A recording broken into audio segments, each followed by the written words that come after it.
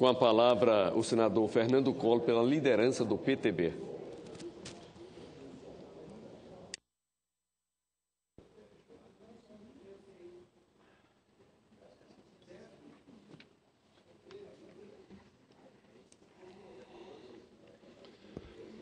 Excelentíssimo senhor presidente José Pimentel, excelentíssimas senhoras senadoras, excelentíssimos senhores senadores. Amanhã, dia 1º de maio, comemora-se mundialmente o Dia do Trabalhador. Ao longo da história republicana brasileira, o PTB consolidou-se como referência na representação partidária em favor do trabalhismo. Já lá se vão 70 anos.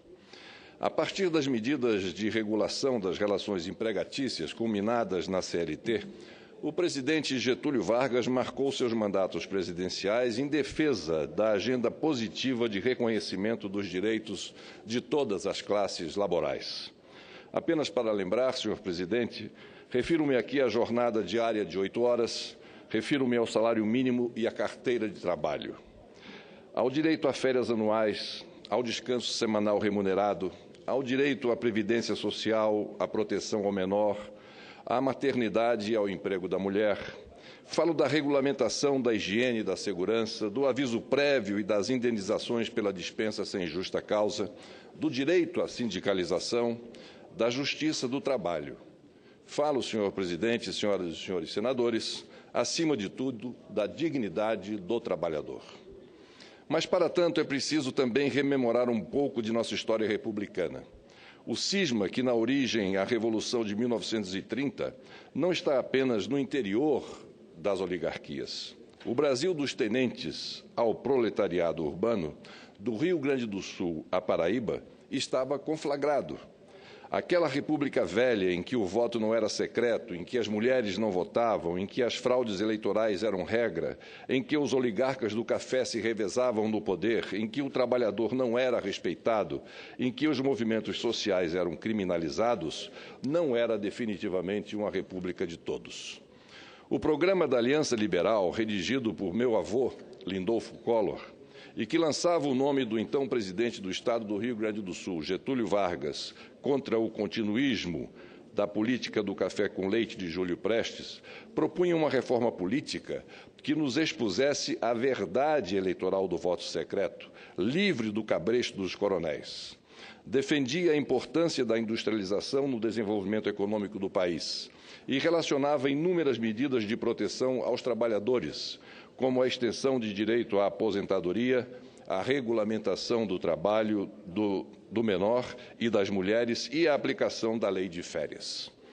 O programa da Aliança Liberal rompia com a política de controle da classe operária fundada exclusivamente em mecanismos repressivos e tornava clara a necessidade de se ampliar e de se fazer cumprir a legislação social. A verdade é que, com a vitória da Revolução, atenuaram-se sob a arbitragem do Estado os conflitos destrutivos entre capital e trabalho.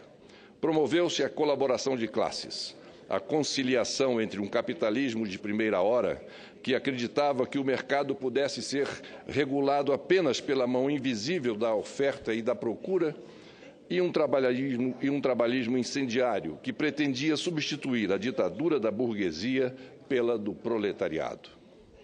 Entre os radicalismos de parte a parte, entre os interesses patronais e os do operariado, os aliancistas souberam formular e implementar as escolhas de que o Brasil precisava para crescer com harmonia social.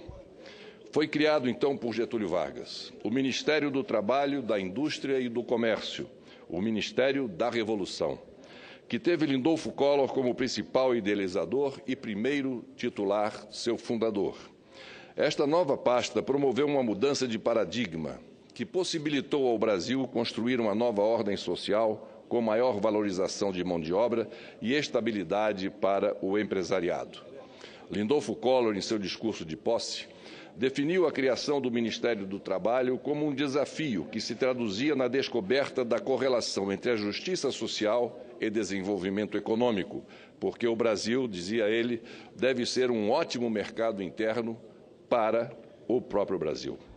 A partir de então, podemos assinalar um novo e definitivo posicionamento do Estado em face da questão social, em que as medidas regulatórias passam a ter real articulação em um corpo jurídico e efetivação no campo prático do processo de ocupação profissional. Aprova-se o decreto sobre a nacionalização do trabalho. Regulamenta-se o horário das atividades no comércio e da indústria. Regulamenta-se o trabalho feminino. Reforma-se o Código de Menores. Decreta-se uma nova lei de férias. Instituem-se as convenções coletivas. Estendem-se os benefícios da Previdência a inúmeras categorias profissionais. Cria-se o salário mínimo. E, para finalizar o cumprimento da legislação, institui-se a carteira profissional obrigatória. Os sindicatos incorporados ao Estado passam a servir de anteparo dos conflitos e criam-se comissões permanentes e mistas de conciliação entre empregados e empregadores, no que viria a ser, então, o embrião da Justiça do Trabalho, criada em 1934. Enfim, reconhecem-se como legítimas as reivindicações históricas do movimento sindical anterior à década de 30 e lançam-se as bases da legislação trabalhista, sindical e previdenciária, que posteriormente seria agrupada na consolidação das leis do trabalho em 1943. Contudo, senhor presidente, senhoras e senhores senadores, não são poucos os que hoje se insurgem contra as garantias reunidas na CLT e os demais direitos do trabalhador. Inúmeros são os que atribuem a essas conquistas na era Vargas a responsabilidade pelos entraves que impediriam o desenvolvimento do país. Acreditam que a desregulamentação, a precarização, o aviltamento dos direitos sociais dos trabalhadores é condição necessária para alavancar a tão desejada competitividade do Brasil no mercado internacional. Mas não, senhor presidente. Iludem-se os que dizem que é possível construir uma sociedade justa sem justiça social. Enganam-se os que dizem que é possível construir uma sociedade próspera sem um mercado interno forte e amplo, formado por pessoas que possam ser também consumidores plenos. Erram os que dizem que o preço da grandeza do Brasil é o aviltamento da dignidade dos seus trabalhadores. Senhor presidente, senhoras e senhores senadores, mais do que nunca em 2015, 85 anos após a Revolução de 30 e o início do processo de validação daqueles direitos, é lastimoso dizer que o trabalhador brasileiro não tem muito o que comemorar neste 1º de maio. Além do projeto de terceirização já aprovado na Câmara e que nitidamente torna precárias as relações de trabalho, parece haver uma sombria disposição para se promover uma reforma antitrabalhista.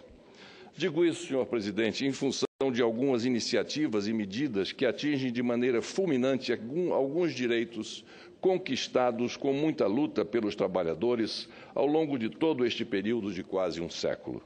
Cito apenas duas das recentes medidas provisórias relativas ao ajuste fiscal, as MPs 664 e 665, que alteram importantes benefícios legais de que dispõem a classe menos favorecida. Mexer no seguro-desemprego, no abono salarial, na pensão por morte, no auxílio-doença, no seguro-defeso, é sempre um risco ao futuro das garantias trabalhistas e, mais do que isso, é um retrocesso.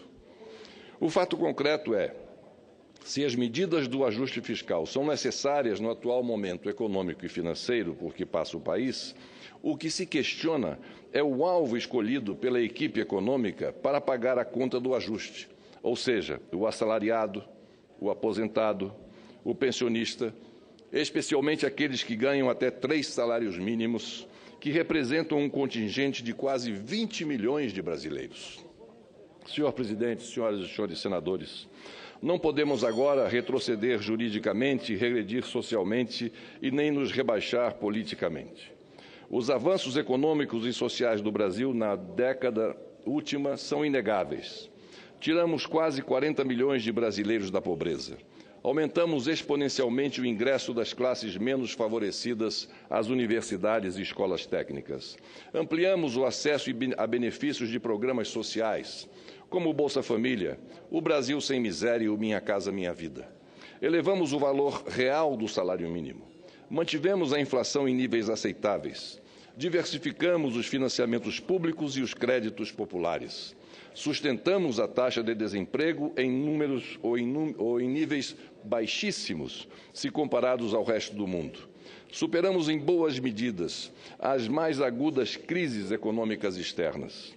Desenvolvemos e investimos em setores essenciais da economia, tanto por meio dos programas de aceleração do crescimento, e já concluo, senhor presidente, agradecendo a Vossa Excelência a deferência de mais um tempo, o PAC 1 e o PAC 2, como por meio da exploração do pré-sal.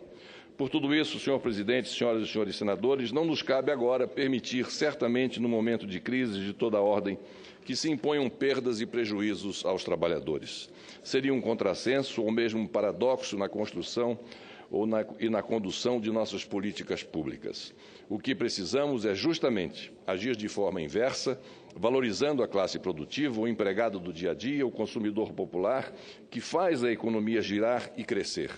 Em síntese, garantir ao máximo o seu poder de compra, sem que seja evitando retirar os benefícios que resultem, nem que seja resultando retirar os benefícios que resultem em ganhos pecuniários a que fazem jus grande parcela dos brasileiros.